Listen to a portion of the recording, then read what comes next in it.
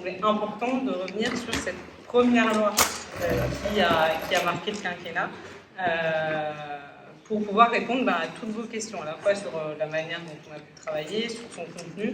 Donc l'idée, c'est d'avoir un premier temps où Julie Lernos, Sandrine Rousseau et Marie-Charlotte Guérin vont dresser un peu le contenu de la loi, les combats qu'il y a eu, et après, on peut justement répondre à vos questions. Et peut-être un deuxième temps, plus sur qu'est-ce qu'on peut faire, qu'est-ce qu'on va pouvoir proposer dans les années qui viennent face à une inflation qui est toujours là. Effectivement, le ministre de l'économie vient d'annoncer qu'il ne fallait pas attendre une amélioration d'ici 2023. Et en fait, ce n'est pas du tout une nouveauté. Il faut savoir que déjà, la Banque de France et tout prévoyait une inflation d'une durée de 2 ans.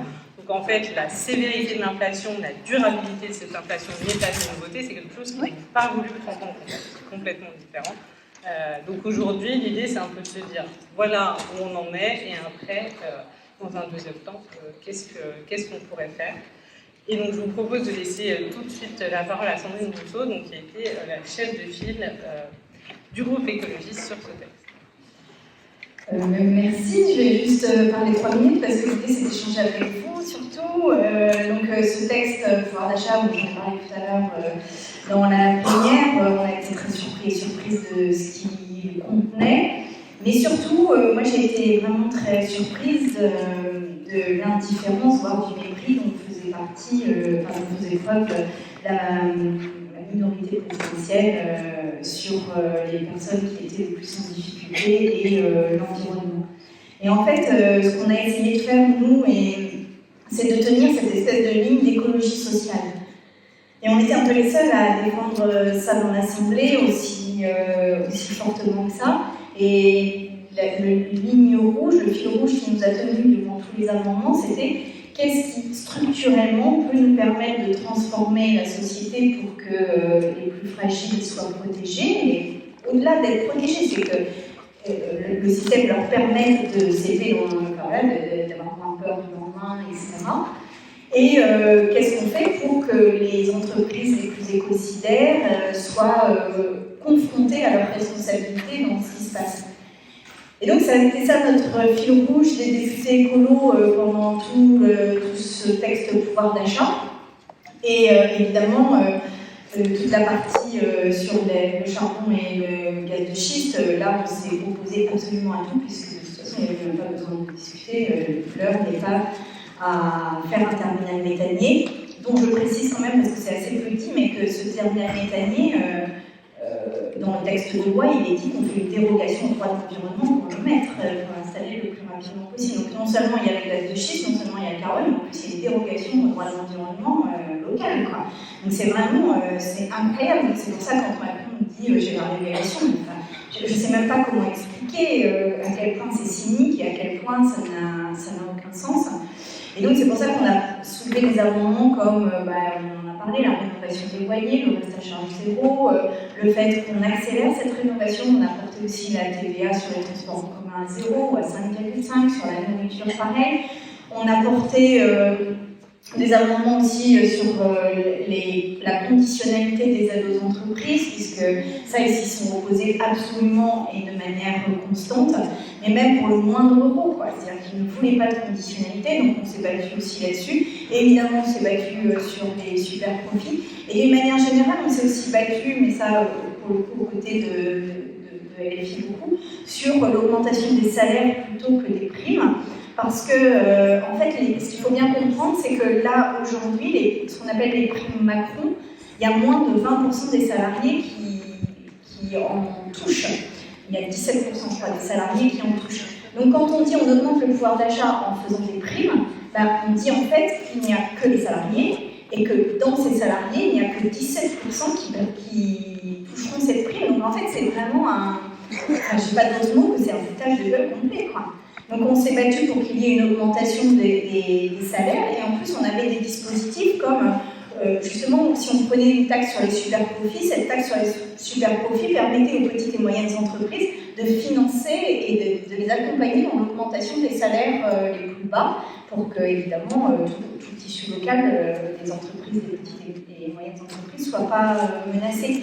Mais en fait, ils ne voulaient rien entendre. Et par contre, et j'en terminerai là, mais ce qui moi m'effraie encore plus, c'est qu'en dehors de ce déni, en dehors de cette violence sociale qui s'est quand même exprimée dans l'Assemblée et de manière très crue, et bien derrière, Bruno Le Maire, en concluant sa prise de parole sur la loi pouvoir d'achat, nous a dit dans les années à venir, la priorité sera de diminuer le déficit et notre endettement. Ce qui signifie que concrètement, ça va être une diminution des financements publics et des dépenses publiques. Donc ça veut dire que là, non seulement on n'a rien donné comme possibilité aux personnes de s'émanciper réellement et de moins dépendre des fluctuations de prix sur les marchés internationaux, puisque c'est quand même ça dont il s'agit, mais en plus, on va réduire et on va faire des cuts dans les budgets sociaux, dans les lois qui arrivent.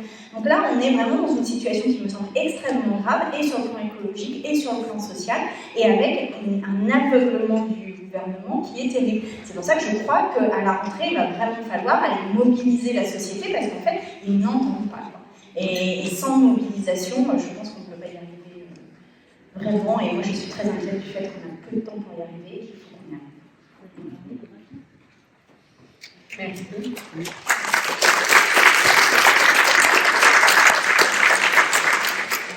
Marie-Charlotte Garin, qui donc peut-être qu'on a dans chaque commission. Je veux bien une petite question. Du coup, peut-être parce qu'on n'est pas tous et toutes forcément familiers avec le chemin de la loi avant d'arriver. Moi, dans l'hémicycle, il y a plein de choses que j'ai découvertes et que j'ai apprises. Donc, vous dire peut-être pourquoi on est là toutes les trois. Un texte de loi, avant d'arriver dans l'hémicycle, il passe en commission. Donc, il y a des commissions permanentes. Et Sandrine, Sébastien Bédali, qui est la présidente, qui participait à cet atelier, qui est hospitalisé, et moi, on est commissaire aux affaires sociales. Et Julie est commissaire au développement durable, affaires éco. Et donc nous, on a eu l'aspect un peu plus social, on va dire, tout ce qui est pouvoir d'achat classique, pur et dur dans notre commission. Et Julie, elle a principalement le volet énergie. Pas seulement, parce qu'il y a eu aussi tous les frais bancaires, tout ce qui en fait, la commission économie, il y a l'énergie, l'industrie, les droits des entreprises, le logement, qui est quand même une part importante du pouvoir d'achat sur lequel on n'a pas réussi à obtenir aucun des amendements, des encadrements des loyers, etc., que Sandrine avait porté au sein de notre commission, et les questions d'alimentation, agriculture, qui font aussi partie de cette commission-là. Donc elle a un certain nombre d'articles qui passaient en affaires sociales et un certain nombre qui étaient délégués, et un certain nombre d'articles qui étaient délégués à la commission économique. C'est très du micro. Faut que tu poses ton micro sur toi. Il y avait comment quand vous entendez moi? C'est exactement pour... Non. Vous avez compris ce que j'ai dit ou pas? Non, c'était simplement dans l'explication du texte, on était là pour compléter.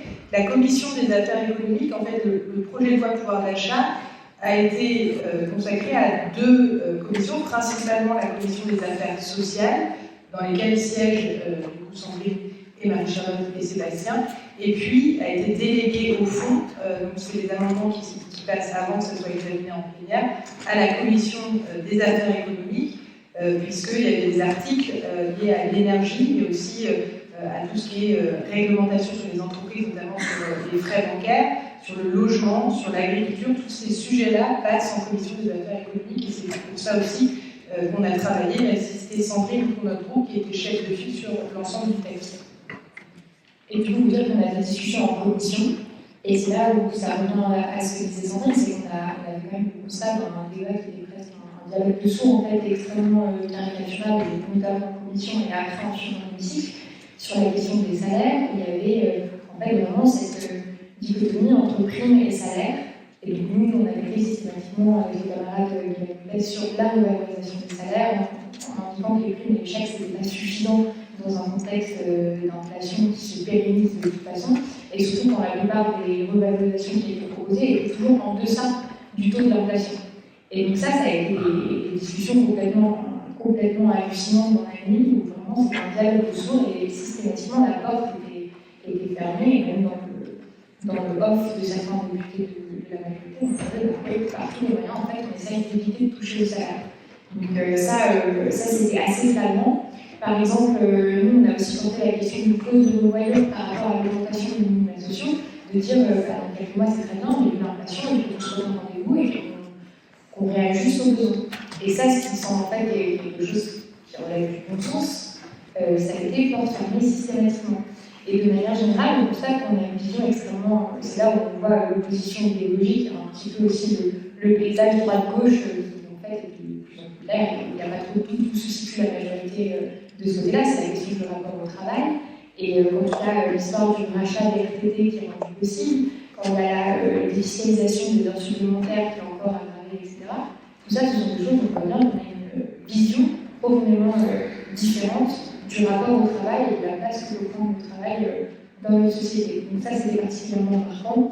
Un des points qui a été effectivement positif, ça a été la déconjugalisation de la hache qui a enfin été adoptée. Mais encore une fois, on voit qu'il en faut plus d'un mandat pour faire ça, et que finalement, ce que demandaient les associations il y a des années et des années, c'est enfin entendu, parce que toutes les oppositions sont d'accord qu'il y a une question. Et combien d'années sont ouvertes en fait en termes de droit, en termes de pouvoir de vivre, parce qu'on de place. Voilà, et ça sera mis en place, je pense que ça sera mis en place en octobre 2024. Mais c'est. Non, 24. Enfin, vous l'aviez. Mais je crois que c'est 2024. C'est vrai. En fait, tout ça pour dire que c'est pas assez tôt de toute façon. Mais voilà, c'est un peu ce constat-là qu'on fait, c'est combien d'années on perd en fait pendant que eux ils refusent de bouger. Finalement, c'est vraiment des gens qui n'arrivent pas à bouger. Enfin, c'est des gens qui sont en difficulté au quotidien et qui attendent que ce gouvernement bouge, et ce gouvernement n'est pas à la hauteur de manière assez systématique. Et c'est profondément problématique. Et on sait que ça ne va pas s'améliorer. Donc il y a un peu cette urgence-là aussi. L'urgence et l'inquiétude de santé, moi je la partage, et vraiment on se dit qu'il n'y a pas de prise de conscience. Quoi. Donc si déclic il y a eu cet été, tant mieux. Mais je ne suis pas certaine qu'on puisse compter sur la mise en action de ces régulations bienheureuses estivales. Est-ce que je peux juste ajouter un petit mot pour dire qu'en commission affaires sociales, on a quand même beaucoup de chance parce qu'on est avec Rachel Keke, avec l'histoire du frein, avec Adrien Kalkmars, avec Jenko Gage, avec qu'est-ce qu'il y a d'autre, Caroline Fiat. Et donc en fait, quand on parle des questions sociales, on en parle vraiment avec beaucoup de force, enfin beaucoup de passion, beaucoup de force. Et du coup, il y a des débats super intéressants en commission affaires sociales. Et c'est aussi là qu'on voit vraiment les clivages gauche-droite, parce que clairement, moi je me souviens de ce moment où Rachel Keke, à 3h du matin, prend la parole, comme ça, tout à coup, et dit, moi je prends la parole, et elle dit, là vous êtes en train de parler des sous-traitants, mais vous comprenez rien à ce que c'est les sous-traitants, et elle commence à engueuler les députés LREM en leur expliquant qu'en fait, quand on est sous-traitant, on n'a pas les salaires, on n'a pas les primes et tout ça, et vraiment c'est des beaux moments, quoi, c'est des moments où on se dit, mais en fait, il n'y a que leur idéologie qui les tient, parce que s'ils étaient un tout petit peu humanistes, ils changeraient de position. Ensuite, on a déjà 2 demandes de prise de parole. Julie Laine va juste finir sur les questions énergétiques et après, promis, on prend toutes les questions. Du coup, notre surprise a été quand même de découvrir dans ce projet de loi qui s'appelle pouvoir d'achat, pas la question de comment on réduit les factures d'énergie, que ce soit pour remplir sa voiture ou des alternatives à la voiture et à l'essence. Ni comment on réduit par un plan Marshall de rénovation énergétique des passoires énergétiques, les dépenses énergétiques des ménages français, ni sur la question des loyers, parce qu'on voit bien avec la pression qu'il y a des grands villes, y compris post-Covid, et la manière dont l'urbain, le périurbain, les gens ne peuvent plus se loger de manière réelle, on voit aussi ça impacte, et ça on pense que ça pourrait toucher éventuellement les macronistes, mais ça impacte aussi les entreprises aujourd'hui qui n'arrivent pas à recruter des personnels pour des salaires qui sont moyens ou autour du SMIC. Ça impacte le service public bien sûr, donc on le voit quand on est dans ces territoires-là, mais ça devrait aussi interpeller sur le fonctionnement de l'économie. Bref. On a découvert qu'il y avait plusieurs articles qui n'avaient quand même rien à voir avec le pouvoir d'achat, qui étaient soi-disant pour que les pauvres Français qui sont chauffés au gaz et qui subissent, c'est vrai, l'explosion des prix des gaz, pour qu'on n'ait pas de coupure de gaz, il fallait absolument installer un port métallier flottant, parce que sinon cet hiver, les Français chauffés au gaz allaient être coupés, donc il y avait un risque d'approvisionnement. Le raisonnement ne tient pas du tout dans la mesure où le port méthanier flottant, comme le disait Sandrine, déroge à tous les droits environnementaux parce que c'est soi-disant réversible, et du coup on ne fait pas d'études d'impact, etc. Mais de plus, ce port méthanier flottant ne pourra au plus tôt être ouvert et construit qu'en 2023, et donc ne pourra absolument pas servir à approvisionner en gaz de schiste, puisque c'est quand même ça le but pour ne plus dépendre du gaz russe, dépendre du gaz américain, avec les conséquences et le poids carbone du gaz qui est quand même beaucoup plus lourd que le gaz naturel. Et donc, de fait, cet article était introduit. Et puis, on voit aussi, et là je pense que c'est aussi grave dans le mouvement qu'on avait un peu enclenché sur l'énergie, la réouverture des centrales à charbon, en tout cas celle de Saint-Avold qui a été fermée, et la possibilité aussi de produire plus à Cordonnet, puisqu'il nous reste de centrales à charbon. Avec un discours de la ministre de la Transition énergétique, Mme Pannier-Runacher, qui dit « Mais venez avec nous à Saint-Avold, les salariés qu'on a licenciés, ils sont très contents de reprendre leur travail. » Et donc, on voit bien que là, il y a non seulement une intermittence de l'énergie, mais aussi une intermittence du travail, et donc une non-anticipation des emplois et comment, justement, dans la transition énergétique, les métiers qui sont détruits dans les énergies fossiles, comment on les reconvertit de manière, j'ai envie de dire, durable. Et puis, il y avait un article qui visait à rehausser les émissions de gaz à effet de serre autorisées pour, justement, pouvoir produire de l'électricité à partir du charbon. Tout ça, sur le fond, était assez déconcertant et choquant, même si la ministre a eu l'honnêteté de dire que ce n'était pas uniquement la guerre en Ukraine qui provoquait ces mesures d'urgence, mais également les problématiques des défaillances nucléaires. Alors, je sais c'est le mot défaillance qu'elle a utilisé, mais elle a été honnête sur le nombre de réacteurs qui sont aujourd'hui fermés, et que donc, de fait, ces mesures étaient nécessaires par rapport à ça. Pourquoi c'est d'autant plus inquiétant quelque part? Parce que dans la stratégie française, aujourd'hui la stratégie énergétique, j'ai parlé tout à l'heure de l'aveuglement sur le nucléaire, et j'avoue que provenant d'une autre culture européenne énergétique, où je compare l'addiction au nucléaire en France à l'addiction au gaz qu'on avait aux Pays-Bas, il y a quand même dans la vision quelque chose. Moi, je suis arrivée en France, j'ai fait un master à Sciences Po Paris, j'ai fait en affaires européennes, et j'ai fait un mémoire sur les mouvements antinucléaires européens. Et de fait, en 5e année de Sciences Po, des camarades de classe en 5e année m'ont dit « Ah bon, il y a des dangers au nucléaire ».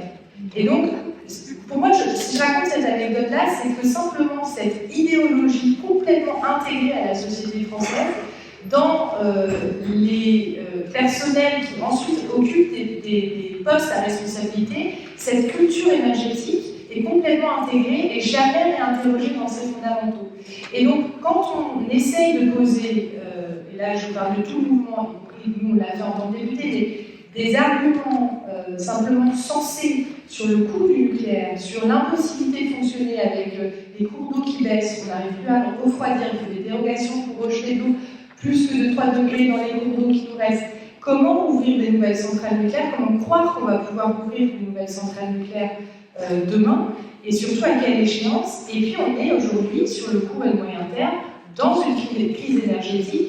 Et pourtant, dans l'opinion publique en tout cas, la question du prix abordable de l'énergie et le fait que symboliquement il y a une centrale nucléaire qui a été fermée, et il y a un message que le gouvernement fait passer, y compris à travers le projet de loi pouvoir d'achat, que le nucléaire, c'est le patriotisme français, c'est l'énergie pas chère, et que c'est à cause des freins qu'on a mis sur le nucléaire qu'on se trouve quelque part dans cette problématique énergétique, et non sur l'imprévision et en dépit de tout bon sens, mue par cette idéologie qui traverse les bords. Je voudrais terminer par rejoindre Sandrine sur le côté des prix de classe qu'on ressent très fortement à l'Assemblée nationale, qui me semble d'autant plus dangereux qu'il est partagé pas seulement par la République en marche, donc les Républicains, mais qui est partagé aussi avec le Rassemblement national, qui proviennent aussi d'une certaine forme d'élite et qui protègent aussi les propriétaires, parce que soi-disant il faut protéger les petits propriétaires quand on parle d'encadrement des loyers, les grosses entreprises, et qui sont aussi très patriotisme nucléaire et qui rejoignent parfaitement cette idéologie-là face au combat qu'on peut mener, ou même le bon sens qu'on peut donner. Et je trouve ça plus que perturbant, parce qu'on peut ne pas avoir les mêmes combats ou la même idéologie ou le même modèle de société.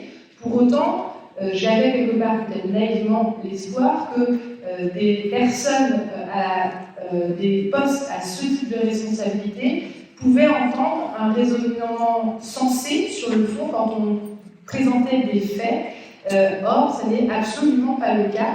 Et donc, voilà, sur l'énergie, en tout cas, ça dresse un portrait pas très mirobolant de l'avenir. Et donc, je rejoins Sandrine quand je dis que ces combats-là, il va falloir, nous, les porter bien évidemment de manière pointilleuse à l'Assemblée, mais on va avoir besoin vraiment de réveiller quelque part l'opinion publique, encore plus que ce qu'on a fait précédemment, peut-être aidé par les crises et les hausses des factures d'énergie, afin de pouvoir gagner ces combats par la pression aussi extérieure.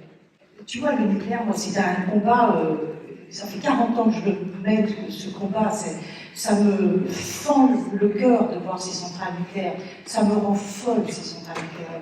Quand j'entends l'imbécile qui parle d'en reconstruire, il me dit, mais nous, les écolos, là, on a un vrai boulot d'information. Parce qu'au-delà du prix, on parle tout le temps du prix. On est en train de laisser pour des milliers de générations, je ne sais pas combien, des déchets dont on ne sait pas quoi foutre. Je pense qu'il faut vraiment que nous, les écolos, on fasse de la pédagogie au-delà du prix. Mais c'est archi cher le nucléaire. C'est très très cher. Bon, ça c'est acquis. Mais faisons de la pédagogie et expliquons ce que c'est. Je suis surpris de l'étendue du nombre d'amendements qui ont été refusés en disant c'est pas du périmètre de cette loi. Et donc, vous, est-ce que vous partagez ce constat-là? Est-ce que vous avez l'impression que le droit d'amendement en parlementaire est attaqué là, et c'est particulièrement important dans cette assemblée sans majorité?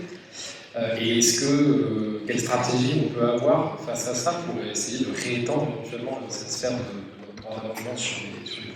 Il y a eu énormément d'amendements qui ont été rejetés et l'avis des députés qui étaient là lors du précédent mandat, c'est inédit. C'est-à-dire qu'il y a eu beaucoup plus d'amendements rejetés que lors des précédents mandats. Et je pense qu'ils étaient absolument terrorisés par le fait que le moindre amendement passe. Ce qui, d'ailleurs, s'est révélé dans l'hémicycle, puisqu'ils étaient là tout le temps. Les LREM étaient là tout le temps. Moi, ça m'amusait parce que c'est pas bien ce que je veux dire. Ils avaient des cernes jusqu'ici, ils en pouvaient plus, ils n'en pouvaient plus. En fait, ils étaient obligés d'être là parce que sinon, dès qu'ils n'étaient pas là, on faisait passer des trucs. Ils étaient à fond. Bon. Voilà, mais en fait, ils ont utilisé le rejet des amendements comme argument pour ne pas les étudier en commission. Donc oui, c'est un problème, mais de toute façon, en fait, plus généralement, le règlement de l'Assemblée nationale n'est pas adapté à la situation dans laquelle nous sommes, c'est-à-dire où il n'y a pas de majorité claire. Parce que l'Assemblée est prévue pour qu'il y ait une majorité qui suit le gouvernement. Mais par exemple, on a très peu de droits d'initiative, on a très peu de capacité à discuter des choses. Donc ça fait partie probablement des choses qu'on va porter, mais encore une fois, sans trop de chance que ça puisse passer. Est-ce qu'ils sont aveugles ou est-ce qu'ils sont méprisants?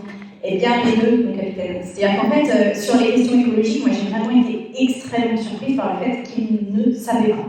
Mais vraiment, ils ne savent pas. Et d'ailleurs, je ne sais pas si vous vous souvenez du débat d'entre deux tours Le Pen-Macron, où il y a eu ce moment, moi je suis derrière ma télé, et où on a parlé des questions écologiques, et ni l'un ni l'autre n'avait lu le rapport du GIEC. Et on se dit, mais les gens veulent être président de la République, donc quand même gouverner au destin de la France pendant les 5 prochaines années, ils n'avaient pas lu le rapport du GIEC. Eh bien, c'est ça en fait. C'est-à-dire qu'en fait, les députés LREM et les députés LR, les députés RN de la même manière, n'ont pas lu le rapport du GIEC. Donc en fait, ils ont une espèce de vague idée que quelque chose ne va pas, mais ils ne connaissent pas vraiment dans le détail ce qui ne va pas, etc.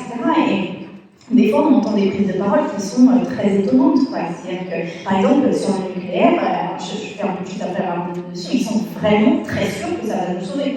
Vraiment. C'est-à-dire que l'on sent qu'ils sont très convaincus quand ils le disent. Voilà.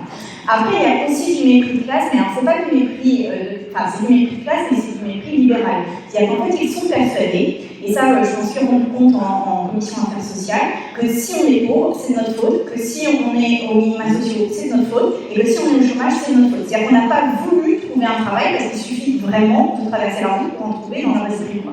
Donc ça c'est très très dur parce qu'en fait ils ont une dureté là-dessus qui est incroyable et ils sont dans des théories libérales économiques où en fait c'est ce qu'on appelle le chômage volontaire, c'est-à-dire que s'ils sont là c'est parce qu'ils n'ont pas accepté des emplois parce que les chômeurs ou les gens au RSA ont estimé que l'emploi n'était pas suffisamment bien payé ou suffisamment valorisant. Et ça, enfin, évidemment que c'est faux, évidemment que les gens qui sont au RSA ne sont pas dans cette situation, mais ils sont très persuadés de ça. Et c'est en ça que moi j'appréhende énormément la réforme du chômage qui va tomber là à la rentrée, parce que ça risque d'être très sanglant. Et quant au cours d'économie, je peux en donner une lien gratuite qui veut, il suffit de faire un zoom. J'ai déjà traumatisé des générations d'étudiants, je peux continuer. C'est vrai que moi j'étais assez désarçonnée par ça, mais Sandrine le décrit parfaitement. Sur la question de l'énergie, y compris en commission, des députés La République En Marche, on énerve, rien que le fait qu'on soit présent, qu'on nous voit respirer ou parler, ça provoque des soubresauts et effectivement on les a quand même épuisés. Je suis un peu épuisée même aussi. On les a quand même épuisés et donc ça devenait de plus en plus tendu physiquement aussi. Mais ils ne comprenaient pas en commission des affaires économiques, donc on examinait les sujets énergétiques, la différence entre l'électricité et le gaz. Et à partir de là, c'est très compliqué en fait, parce qu'ils disaient c'est à cause du gaz russe qu'on va ouvrir les centrales à charbon. Mais non, les centrales à charbon, elles sont là pour produire de l'électricité.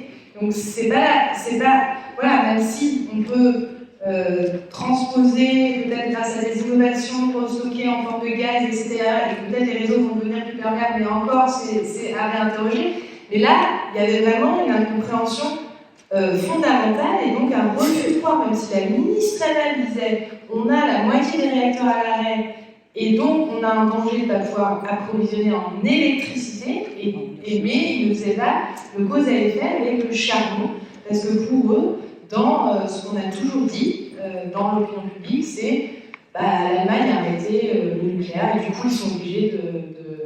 Mais pour autant, ils ne font pas le lien entre les défaillances du nucléaire et voilà. Et donc c'est très compliqué parce que sur le fond, quand on est face à cette incompréhension-là, c'est compliqué de débattre sur le fond et sur le fondement et un raisonnement qui paraît logique.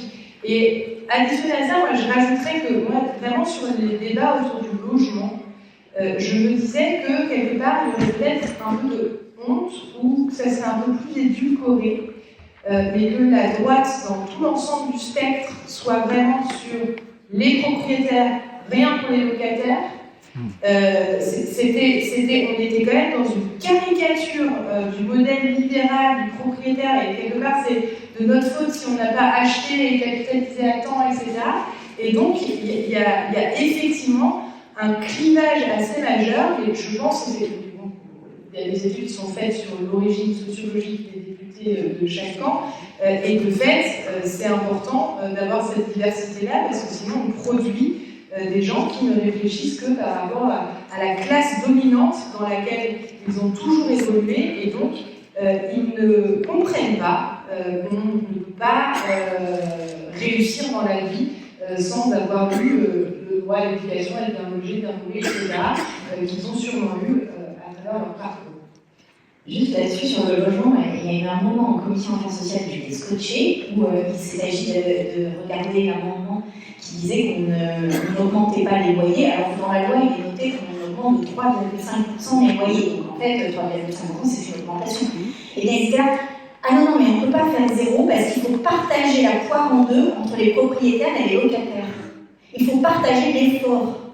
C'est-à-dire qu'en fait, là, le fait que les loyers augmentent, mais augmentent un peu moins que l'inflation, ils estimaient que les propriétaires faisaient un effort.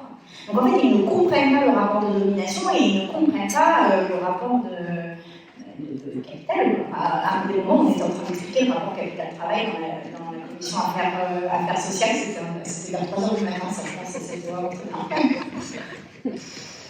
Peut-être pour revenir sur la question justement des amendements qui sont compliqués, donc oui, on a déposé en particulier beaucoup d'amendements qui étaient vraiment retoqués. Je savais aussi, pareil, pour familiariser avec le travail parlementaire, le travail de nos assistants et assistantes parlementaires, parce qu'en fait, nous, on est la partie visible de l'iceberg, mais on a besoin des cerveaux qui derrière nous aident à déposer ces amendements, etc. Et vous dire que du coup, ce qu'on reste à faire avec ces amendements, c'est soit de faire un travail extrêmement méticuleux, extrêmement précis, pour justement qu'il passe, qu'il ne puisse pas être rejeté de manière assez grossière. Mais c'est là où ça rejoint le propos qu'avait Sandrine en introduction, c'était qu'en fait, on a vraiment besoin de mobilisation à l'extérieur de l'Assemblée. Parce que là, ça a été relayé 7 fois, je crois. 7 fois. Et ça passe, parce qu'en fait, ça monte dans l'opinion publique, etc. etc. D'ailleurs, c'est bien 2023. 2023, octobre 2023. Mais du coup, c'est ça quand on dit que c'est crucial, et c'est très chouette qu'on soit 23 députés écologistes à l'Assemblée. Si on veut avoir des victoires, à un moment donné, il va falloir renforcer le rapport de force avec les institutions, et nous, si vous voulez, on est un peu notre porte d'entrée pour faire ça, mais on a vraiment besoin d'une mobilisation à l'extérieur. Alors, vous savez que pendant 2 ans, on n'a pas d'élection, en fait, on a quand même une grosse mobilisation qui nous attend collectivement. Et pour revenir sur le caractère un petit peu inédit de cette nouvelle Assemblée, on a des députés qui sont des vieux de la vieille, qui sont là depuis plusieurs mandats. Moi, je siège à côté des communistes.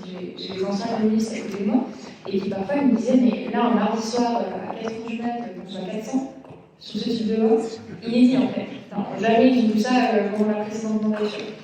Et ils se sentent tellement en danger qu'ils nous ont fait un petit peu crisper. C'est-à-dire qu'il y a un moment, c'est un article sur lesquels en fait, les oppositions ont gagné, et ça c'était vers 18h.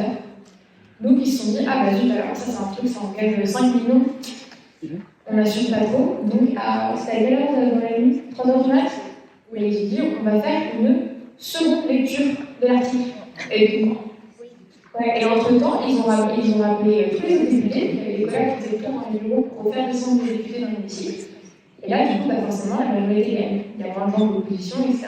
Donc on est aussi un peu dans une forme de, je crois que j'ai presque envie de dire, de malhonnêteté intellectuelle par rapport en fait, au renouveau démocratique qu'on a avec cette Assemblée et en fait, au retour finalement de l'Assemblée, du Parlement comme vraie force démocratique dans la Ve République, même si c'est imparfait. Sur les amendements retoqués, effectivement, il y a, c'est plus sur le mode de fonctionnement de l'Assemblée, il y a des amendements dont on débat, que vous voyez, qui sont tous fichés, globalement, parce qu'on avait des gros désaccords. Et en fait, il y a tous ceux que vous ne voyez pas, qu'on dépose et qui en fait ne passent pas en fait, ce qu'on appelle l'article 40, notamment, c'est-à-dire qu'un député peut faire un amendement, mais ne peut pas créer de charge. Donc, du moment où il est considéré qu'un amendement va créer une charge pour l'État, il est retenu. Il ne passe pas, il ne peut pas être étudié.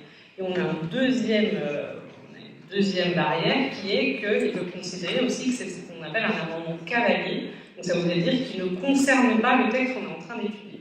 Et donc, on a eu 2 choses. Sur le pouvoir d'achat, on s'est fait interdire un nombre d'amendements extrêmement nombreux parce qu'on considérait à chaque fois que c'était une charge. Mais par exemple sur l'énergie, alors qu'eux-mêmes, on pourrait dire que finalement c'est un aspect cavalier de la loi, ils nous ont refusé un nombre d'amendements en disant non mais ça ne concerne pas cette loi, c'est pas la loi pouvoir d'achat. Donc on voit bien qu'effectivement c'est un outil à la base normalement, on pourrait discuter du fondement constitutionnel qui est que les parlementaires ne puissent pas créer de charge. Je pense qu'il peut y avoir un débat politique, mais au-delà de ça, ça devient même un outil politique. Au début, c'était un outil administratif, et comme l'a dit Sandrine, c'est-à-dire qu'on a énormément d'amendements qui n'ont pas passé le seuil de recevabilité, et c'était déjà le cas pour la loi Convention citoyenne pour le climat. C'est-à-dire qu'en fait, sur les textes du moment, ils ont une crainte, et la Convention citoyenne sur le climat, c'est qu'elle s'appuyait sur une légitimité démocratique extrêmement forte. Et bien en fait, le plus simple, c'était pas les débats, parce que la date, c'est exactement la même chose. C'est-à-dire qu'ils nous refusent le débat avant même que nos amendements arrivent. Donc là, il va falloir jouer de légistique de manière forte, avoir effectivement les débats faire monter aussi des débats à l'extérieur de l'Assemblée. On voit bien que c'est extrêmement compliqué. En tout cas, les utilise pour que ça aille en notre défaveur. Parce que vous parliez de mobilisation, qu'il n'y a que la mobilisation qui pourrait faire bouger les choses, ce dont je suis complètement convaincu. Moi, il me semble que, comme madame, il y a un problème de vocabulaire, parce que quand on dit pouvoir d'achat, on ne sait pas qui cela concerne, etc. Ce qu'on sait, c'est que ça va concerner beaucoup de gens, mais que pour d'autres, ça va être encore plus terrible qu'aujourd'hui. Et les autres, C'est à ça que je veux en venir. Les autres, je parle surtout à ceux qu'on appelle, je parle, c'est pas une classe, ceux dont les revenus sont inférieurs à 60% du revenu médian, c'est-à-dire ce qu'on appelle la pauvreté en France. Moi, je pense que c'est important qu'on nomme les choses, parce que ça, c'est pas nommé. Je suis désolé de le dire, j'ai beaucoup apprécié la tribune de Marine. Je trouverais bien, je propose qu'on mette le terme de la pauvreté, parce que ça fixe un niveau de revenus précis sur lequel tout le monde est d'accord, les libéraux, pas les libéraux, la gauche, tout ça, et que je pense que pour nous, écologistes, c'est un problème important. Pourquoi? Parce que la pauvreté, là où elle joue vraiment, moi je peux en parler comme madame parlait du nucléaire pour d'autres pays, parce que je viens d'autres pays, j'ai vécu dans ma chaise que ça veut dire ne pas manger, ça veut dire ne pas trouver un logement. Donc la pauvreté, c'est ça. C'est-à-dire des gens qui survivent, qui se battent du matin tous les jours pour se nourrir leurs enfants, loger leurs enfants, etc. Il y a des gens aujourd'hui qui, dans des logements complètement exigus, ne se nourrissent pas, n'arrivent pas à sortir parce que c'est insupportable. Donc je propose que les écologistes, je le dis avec toute sincérité, qu'on mette le terme de la pauvreté comme un des actes de notre travail, parce que ça fixe bien les choses, même si le pouvoir d'achat, je suis bien d'accord, ça va toucher toutes les classes moyennes, ça va toucher beaucoup de gens, et finalement, nous sommes tous concernés quelque part. Merci. Finalement, je crois qu'on est, en tout cas, on est plus véhément à avoir l'optimisme, parce que moi j'aime bien la notion d'optimisme dans ce monde qui nous occupe un petit peu, mais aussi l'exigence de se dire qu'on peut et protéger les humains et le vivant, donc et préserver le pouvoir d'achat et les ressources naturelles, la biodiversité, etc., etc. Et je pense que ce qui doit être aussi notre marqueur, c'est cette exigence-là. On ne doit pas justement avoir de compromission là-dessus et être vraiment très très clair sur cette exigence qui je comprends qu'elle soit très difficile à porter parce qu'elle n'a pas été anticipée. Donc c'est extrêmement dur pour les autres familles politiques d'entendre ça parce qu'en fait on se trouve dans une situation qui est bien compliquée parce que le plus on attend, le plus c'est difficile de réaliser cette exigence-là. Et je pense que vraiment ça doit être un des marqueurs qui est très très fort. Et pour la question sur la crise Covid et les primes, mais ça en fait, j'ai envie de dire, c'est le service minimum. Qu'est-ce qu'on a fait pour les millions de Français, en tout cas les millions de Français et Françaises supplémentaires qui ont glissé sous le seuil de pauvreté ces 2-3 dernières années? Rien. En fait, à un moment donné, il n'y a aucune volonté politique, d'un courage politique, vraiment de changer le paradigme en fait. Et nous, quand on parle du capitalisme, du néolibéralisme, etc., c'est bien de ça dont on parle. C'est un changement de système qu'on pose, c'est un changement de vision de société. Et pour l'instant, dans la minorité présidentielle, il n'y a personne qui est prêt à porter ça, parce qu'en fait, radicalement, ils y sont opposés. Je sais pas un peu plus, mais on disait lors de la recette.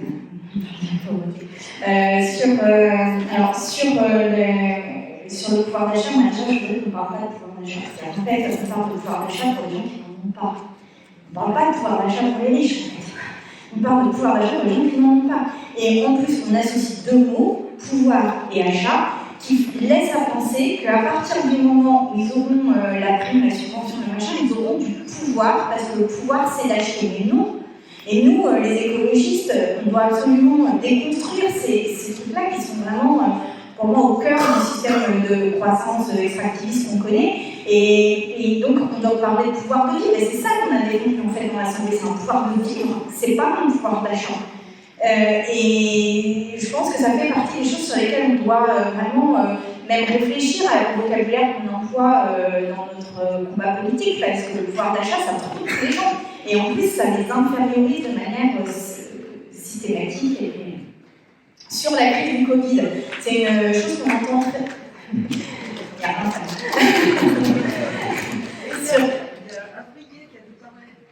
c'est la même chose. Ensuite, sur la crise du Covid, c'est un argument qu'on entend extrêmement souvent. Et alors ça, il faut quand même dénouer ce truc, c'est-à-dire que en fait, toutes les aides du Covid sont allées aux entreprises, soit sous la forme de chômage partiel, mais c'était une manière pour les entreprises en fait de payer, de faire en sorte qu'ils ne payent pas les salariés qui reçoivent quand même de l'argent, soit en prêt direct ou en subvention. Et il n'y a rien eu d'aide directe aux particuliers. Notamment, par exemple, un des sujets qui est aujourd'hui très prégnant, c'est le fait qu'il y a énormément de particuliers qui ont des dettes de loyer, parce que leur activité a diminué, parce qu'ils étaient intérimaires, parce qu'ils étaient saisonniers, et donc ils n'ont pas pu payer leur loyer. Et ça, il n'y a rien, il n'y a aucun plan d'épuration des dettes de loyer qui n'est proposé. Ça faisait partie des amendements qui ont été jugés cavaliers, parce qu'ils ont estimé que ce n'était pas du pouvoir d'achat. Donc en fait, c'est ça aussi. Macron n'a fait que aider les entreprises. Il l'a fait bien, il l'a fait beaucoup, mais il n'a fait qu'aider les entreprises. Donc il faut arrêter avec ça. Je te laisse répondre. C'est une très bonne question, parce qu'on a eu un trou de mémoire. J'ai retourné vers Cyril en disant est-ce qu'on a porté ce recours? Je sais qu'on a porté un recours avec la NUP, je ne sais plus, il me semble que c'est sur cet objet-là en particulier, et il me semble qu'on n'a pas eu une issue favorable à ce recours. Mais c'est à vérifier, parce que. Ouais, c'est ça. Donc voilà, donc, c'était une question totalement pertinente, parce que.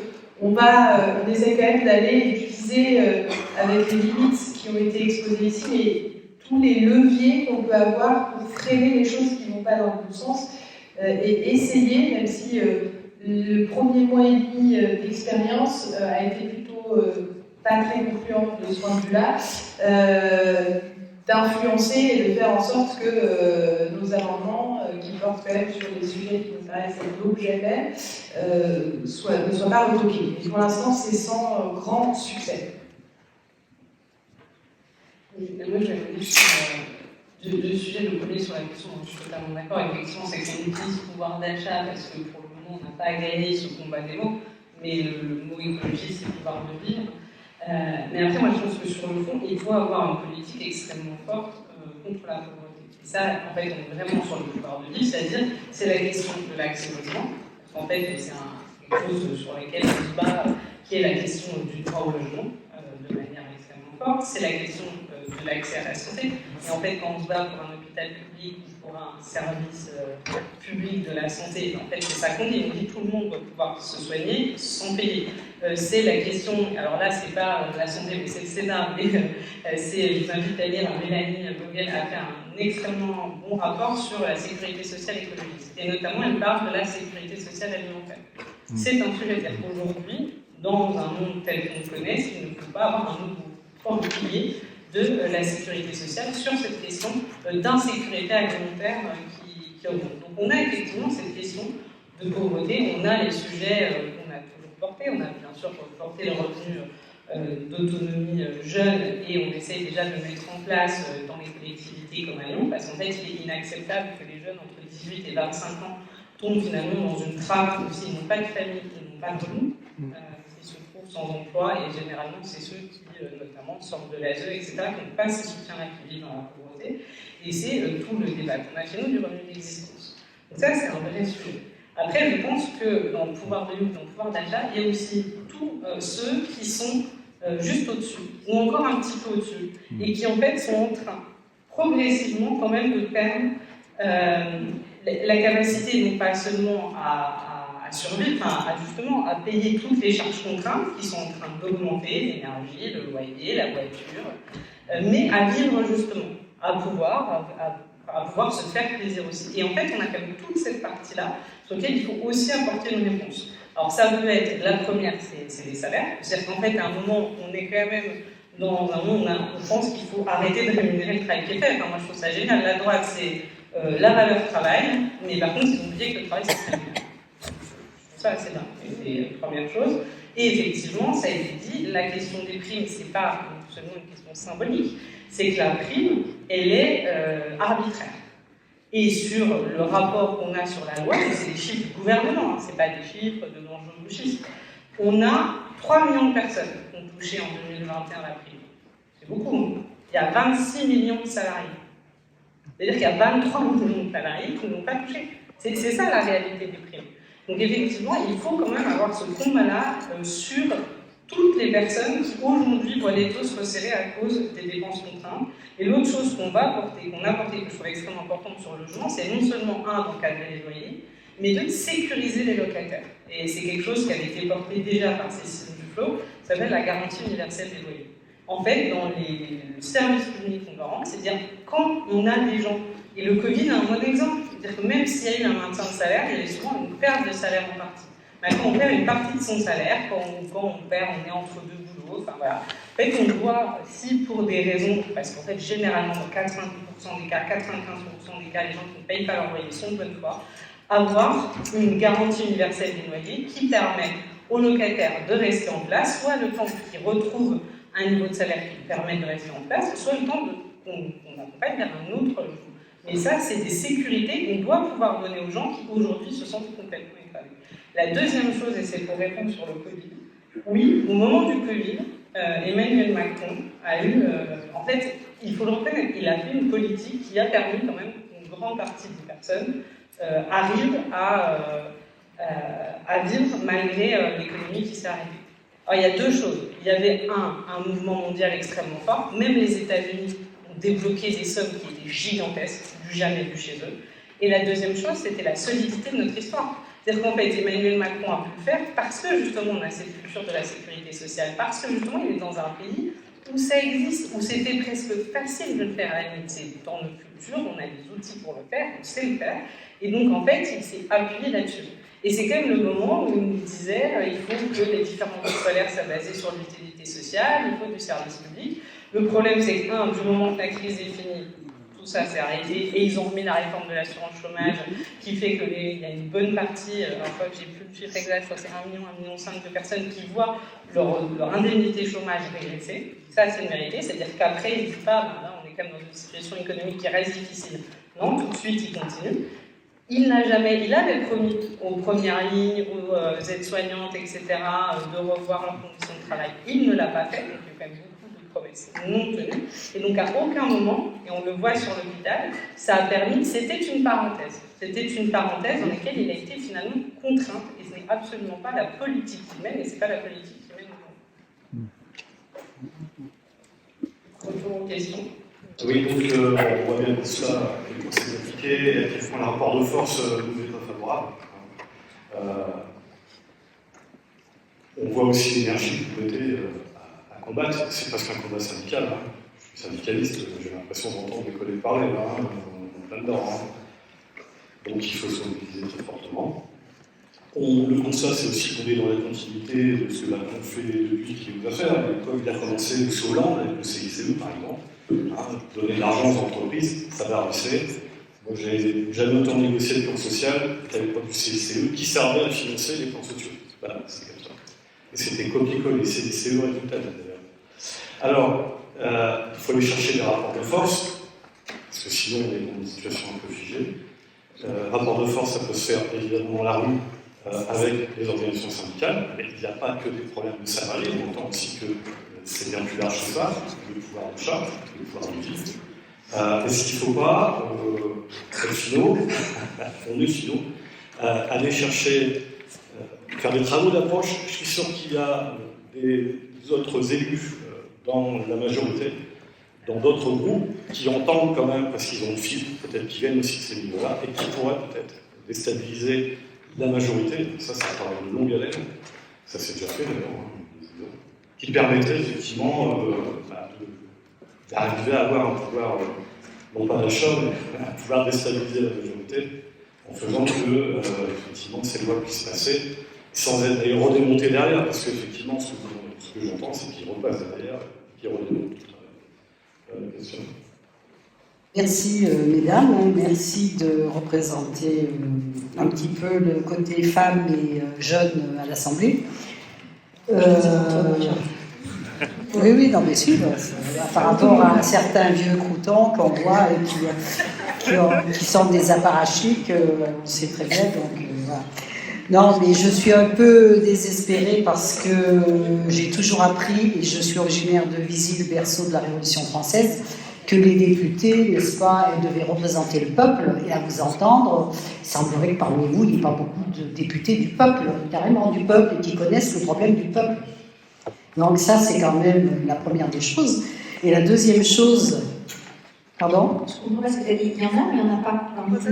Non, je pense qu'il n'y en a pas assez. Quelle est vraiment, est-ce qu'ils sont en majorité, ou c'est vraiment ce qu'est le peuple et connaître les problèmes du peuple.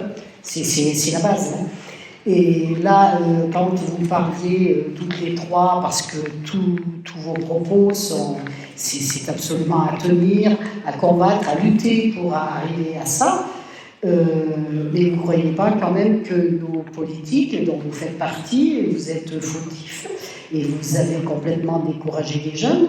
Quand on voit les taux d'abstention aux élections, je pense que la première des choses, c'est vrai qu'il faut descendre dans la rue, mais les jeunes, alors, contrairement à ce que certains pensent, il n'y a pas beaucoup de jeunes dans les manifestations, il y a surtout des vieux, il n'y a pas beaucoup de jeunes.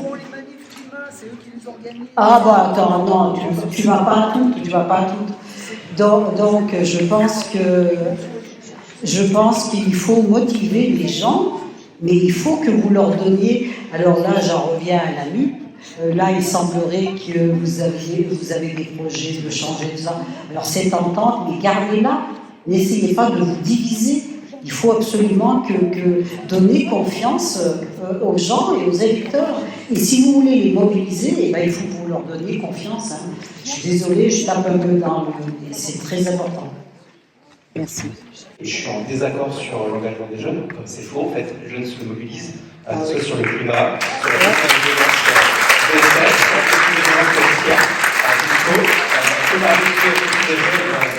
dans les zones qui est vrai et faible dessus, donc c'est une question à se poser et des problématiques globales dessus, et notamment c'est un peu le sens de ma question pour poser un peu dans le débat. Moi, c'est justement sur la précarité des jeunes. On voit que le coût de la vie, il a été fortement en augmentation de 6,47 par rapport à l'inflation globale qui est de 6,1. Par rapport à ça, on a une vraie détresse justement des jeunes, notamment sur leur avenir. Il y a beaucoup de questions qui se posent, notamment sur le droit à l'avenir des jeunes qui est parfois un peu mis en grosse difficulté. Et par rapport à ça, il y a des combats qui sont menés par les jeunes qui notamment nécessitent un soutien, et ça fait un peu dans le sens des interventions précédentes sur faire le lien à la fois une jambe de la soirée et une jambe dans la rue. Et c'est quelque chose qui est assez important, et donc ça c'est un peu mon questionnement que je vais poser dessus sur la précarité des jeunes, comment faire pour pouvoir justement poser des revendications spécifiques sur les réactions des jeunes, et comment faire en sorte de lier la mobilisation et la mettre justement aux jeunes poursuivre leur engagement qui se fait beaucoup dans la rue, mais qui ne se fait pas forcément dans les urnes. Merci. Le gouvernement, c'est de la charité et pas de la solidarité. Et que la charité, c'est quand j'ai tout et je donne un petit peu, mais que je ne te permets pas de t'émanciper. Donc vraiment la différence entre charité et solidarité. Et la deuxième, moi j'aimerais délibéraliser le terme de prospérité que par exemple Thatcher utilisait beaucoup, et de remettre dans le débat public qu'est-ce que c'est la prospérité. Est-ce que c'est pas d'abord de pouvoir vivre sur une planète vivable tout simplement, et ça pourrait, tout pourrait en découler. Et enfin voilà, vous parliez de la mobilisation citoyenne, de comment on peut remobiliser les citoyens. Je pense que effectivement, alors après ça va être compliqué avec des masses médias qui sont des porte-voix du gouvernement actuel, mais de faire en sorte que le débat se déplace sur les vrais enjeux. Et notamment, ça veut dire quoi la prospérité. Enfin pour moi, c'est le terme qu'il faudrait réinvestir. Et de montrer effectivement que la solidarité, elle devrait être organique, et ça ne doit pas être simplement des miettes au bout partout. Je crois qu'effectivement, si on n'arrive pas à faire bouger le règlement de l'Assemblée, parce qu'on n'aura probablement du temps, je dirais il va y avoir une perdition d'énergie et de force qui va être considérable. Et donc j'avais deux questions pour une éventuelle transformation à terme. Sans être forcément dans l'ambition d'utiliser le République ou autre chose, mais déjà faire en sorte que cette Assemblée fonctionne conformément à ce que les électeurs ont envoyé comme députés, c'est-à-dire avec une nouvelle configuration qui s'approche presque de la proportionnelle. Quelles sont les conditions politiques? Est-ce que vous sentez, au-delà évidemment des gens de la NUP, j'imagine, qu'il y a parmi les jeunes élus d'autres formations un peu plus éloignées de nous, des gens qui vont souffrir aussi, ou qui peuvent être des alliés à aller chercher? Et puis, quel est le parcours juridique pour faire des changements sur le règlement intérieur de l'Assemblée nationale? J'imagine qu'il y a des choses qui sont encore assez cadenassées, notamment au Conseil constitutionnel ou autre.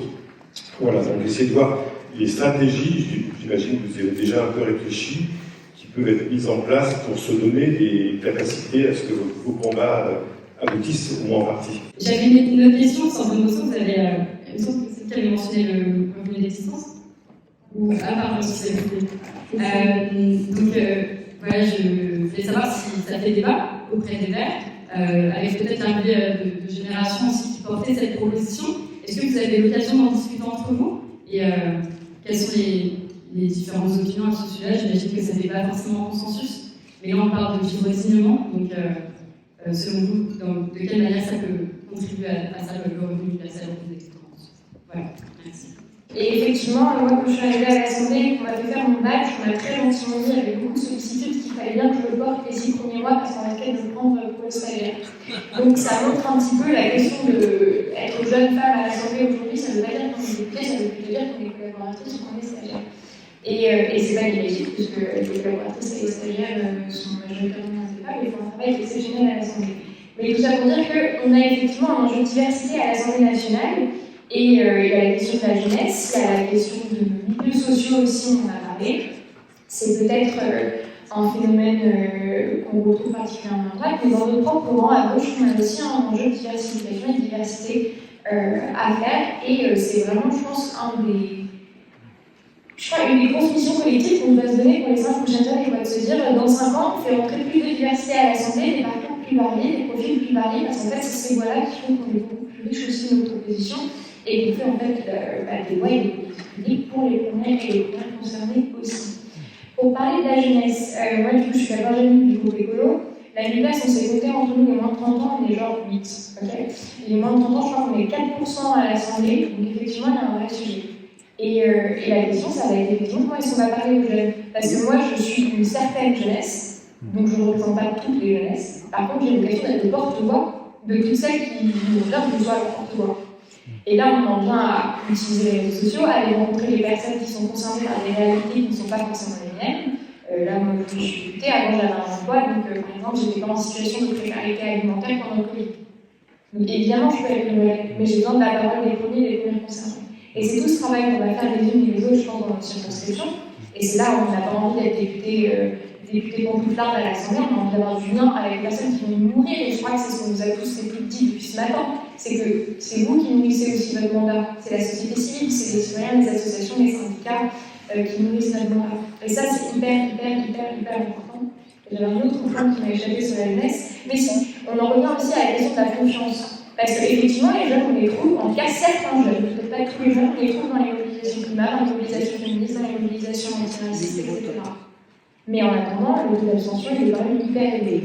Et comment est-ce qu'on va aller chercher les jeunes pour leur dire, en fait, si, quand tu choisis ton état député, ça fait vraiment la différence. Et je crois que c'est là où on doit se mobiliser, et du coup, pour rendre notre mandat le plus transparent possible, le plus lisible possible, pour justement recréer de la confiance et dire, en fait, on n'est pas que des jeunes politiques. Et moi, en fait, je faisais autre chose avant, et je ferai autre chose après. Et je suis là parce que j'y crois, parce que j'ai envie de redonner de la confiance, et que c'est tout le travail qu'on a mené en circonscription pendant notre campagne, et qu'on va continuer à mener sur le temps.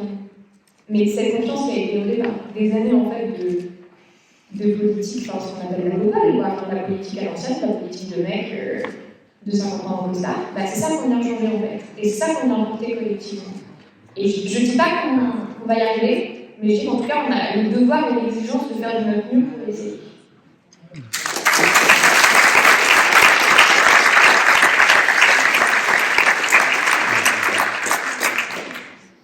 Moi, je voulais revenir sur 2 questions qui ont été posées. C'est comment faire en sorte que notre travail d'acharné, où on peut faire 70-90 heures, serve véritablement et aboutisse au final à quelque chose. Enfin, c'est une question qui est quand même importante en disant, les 23 députés, qu'est-ce que ça va changer de manière concrète? Et puis, le pan de la question qui était un peu sur la question de l'abstention qui sont liées en fait, parce que c'est aussi à quoi ça a servi de voter pour une députée ELV de la NUPES, qu'est-ce que ça peut ou va changer. Alors, bien sûr, ça aurait été plus facile à déterminer si on avait été dans une majorité et donc sur toutes les propositions qu'on avait portées pendant la campagne, on pouvait les mettre en œuvre et on pouvait être jugé sur le bilan. C'est bien qu'on ne va pas être dans cette forme d'efficacité-là. Et donc, il y a une nécessité, effectivement, sur les combats qu'on a portés, sur lesquels on s'est fait élire, de montrer la détermination, mais aussi comment ça peut changer. Alors, il y a 2 choses. Il y a le travail parlementaire en tant que tel. Il y a aussi utiliser la visibilité du groupe des écologistes à l'Assemblée nationale. Je pense qu'on a une forte marge de progression. Et en même temps, on a été tous jetés dans un grand bain et on a passé par un rouleau compresseur sur le mois et demi qu'on a passé en juin-juillet, début août. Donc il y a la question de porter les combats et de faire entendre des combats que sinon on n'entendrait pas, qui sont quand même diffusés parce qu'on a une plateforme, y compris au niveau médiatique, au niveau national, pour porter des propositions et les rendre audibles à la population. Donc je pense que ça, c'est une vocation qui est moins le travail législatif, mais ce à quoi peut aussi servir notre groupe. Et puis le deuxième aspect est compliqué parce que on n'a en France pas la culture d'un régime parlementaire. Et donc, outre les lois ou le changement du règlement intérieur, qui est encore un énorme travail pour le faire correspondre à la réalité de la composition de l'Assemblée nationale aujourd'hui, c'est comment on peut essayer de trouver des chemins de faille chez les uns, chez les autres, chez les ministres, chez d'autres députés de la majorité. Pour l'instant, j'avoue que je trouve que c'est beaucoup plus compliqué que ce à quoi je m'attendais, y compris parce que La République en marche avait quand même eu un discours plus d'ouverture que ce qu'est la réalité aujourd'hui à l'Assemblée nationale. Et puis, c'est vrai que je parlais d'une culture énergétique différente, mais la culture démocratique l'est aussi, parce qu'aux Pays-Bas, c'est un régime parlementaire. J'avoue que ça ne m'effraie pas non plus d'aller voir des partis, pas le Rassemblement national, on est bien d'accord, mais d'aller voir d'autres composantes de l'Assemblée nationale pour avancer sur des sujets ou avoir des discussions. C'est aussi dans ce sens-là que chacun essaye un peu de faire progresser. Moi, j'étais à 2h, 3h du matin à la buvette de l'Assemblée nationale et il y avait Bruno Le Maire qui était là et je me suis dit, vu toutes les horreurs qu'il a dit et les inepties sur le modèle énergétique français, je vais, plutôt que de l'invectiver en hémicycle, ce qui est important aussi pour montrer qu'on porte les combats, j'ai passé 20 minutes avec lui à la buvette pour l'interroger sur je me dis quels sont les leviers, il est là, autant y aller et lui poser les questions. Et donc je l'ai réinterrogé, ça ne m'a pas rendu très optimiste pour la suite, et je ne pense pas l'avoir convaincu pleinement, mais j'ai quand même réinterrogé sur la question de sobriété, sur les transports en commun, les alternatives à la voiture, donc ça il n'y croit pas du tout. Il croit à l'innovation, l'hydrogène, etc. Il croit quand même aux énergies renouvelables, incroyable, mais sur la rénovation des logements, etc., il ne voit pas le sens de tout ça.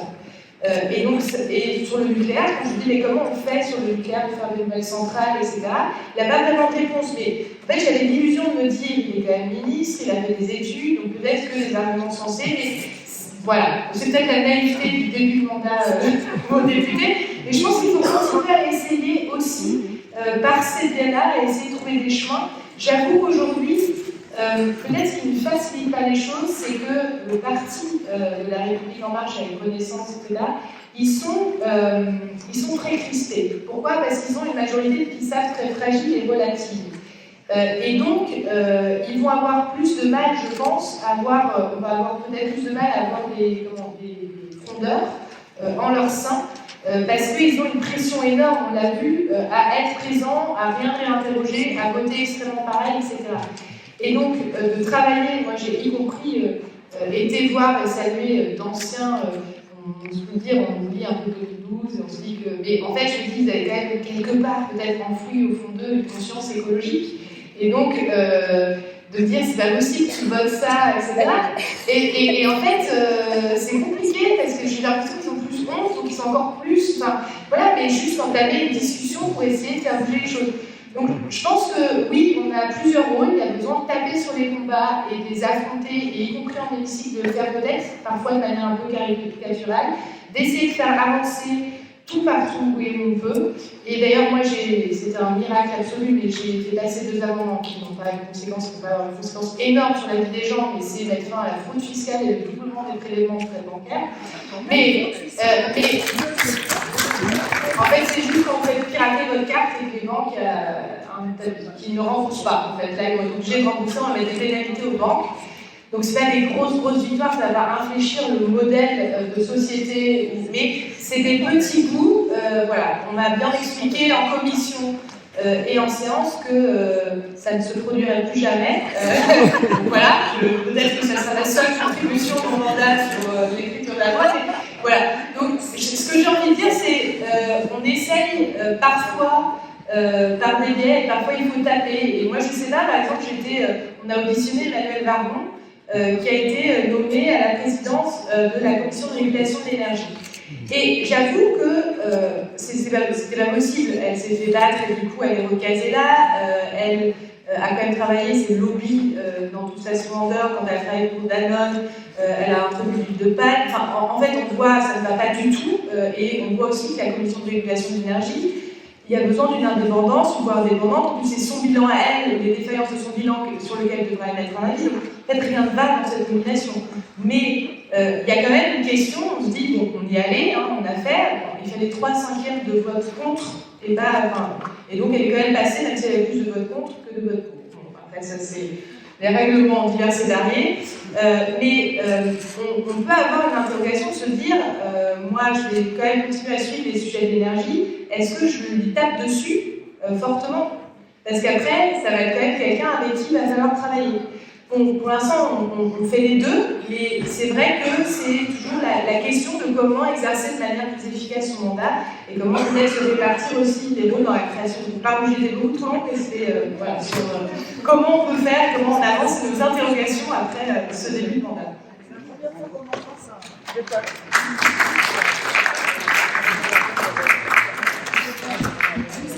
Vous avez des informations sur l'évolution de la sécurité sociale? J'ai entendu parler de changement, ça me laisse plus. Step by step. On va d'abord finir le. C'est très pressé, hein, j'entends rien. Non, mais on va peut-être juste, de toute façon, on s'achemine vers la fin de l'atelier. Donc après, bien sûr, on pourra rééchanger et merci beaucoup pour vos questions.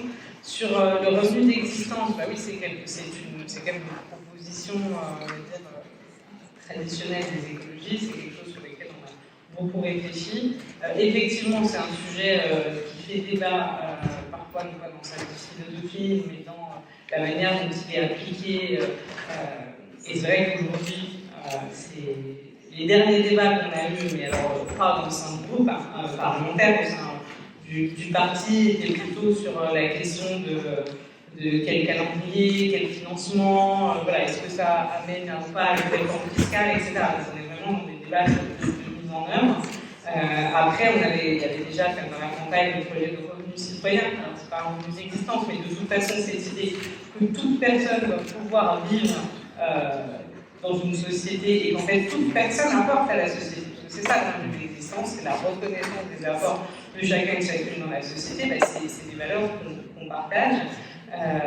Qui effectivement ça a été porté par le gouvernement, c'est porté par la Génération Prenne, donc c'est effectivement quelque chose qui fait profondément partie de ce que l'écologiste. Après, il y a des vrais débats à gauche sur revenu d'existence ou garantie d'emploi.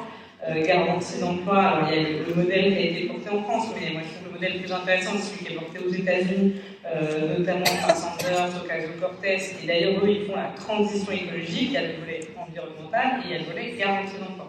Et ce volet garantie d'emploi est intéressant parce que c'est la question du droit à l'emploi. De dire en fait, on ne supporterait pas dans une société de dire mais il y a 5 à 10% d'enfants qui n'ont pas l'école, il y a 5 à 10% des enfants qui n'ont pas accès. Malheureusement, c'est le cas, mais voilà. En disant, mais est-ce que finalement le fait de travailler, on souhaite pouvoir travailler, on doit pouvoir le faire. Moi, je trouve que c'est quelque chose de très intéressant parce que ça retourne l'idée de l'obligation de travail, ce dont tu as parlé, cette stigmatisation des gens qui ne voudraient pas faire, mais en fait chacun souhaite faire, et effectivement on peut avoir des emplois bénéfiques pour la société. Donc effectivement ça c'est un gros débat, et je vais laisser Sandrine conclure notre atelier. Non, mais je suis choyée, donc moi j'arrive pas à être aimable avec eux, je vais vous dire, parce qu'ils m'énervent, et que franchement ils sont énervants, et qu'en plus ils mettent vraiment le pays dans un état de crise et de danger réel, et donc voilà, j'ai pas envie, après je trouve ça, voilà, mais moi j'ai envie de les secouer comme des vieux pouliers en leur disant, mais maintenant regardez un peu la situation dans laquelle on est, arrêtez avec vos lunettes libérales, capitalistes, débiles, et enfin ouvrons nos débats sur l'avenir. Et ça pour l'instant je ne l'ai pas dit encore à Bruno Le Maire à la